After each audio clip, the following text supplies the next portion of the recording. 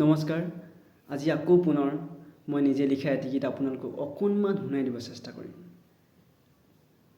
জোনাকী ৰাতি নীলিমাৰ বুকুত কাহিনী লিখোঁ তোমাৰ বাবে।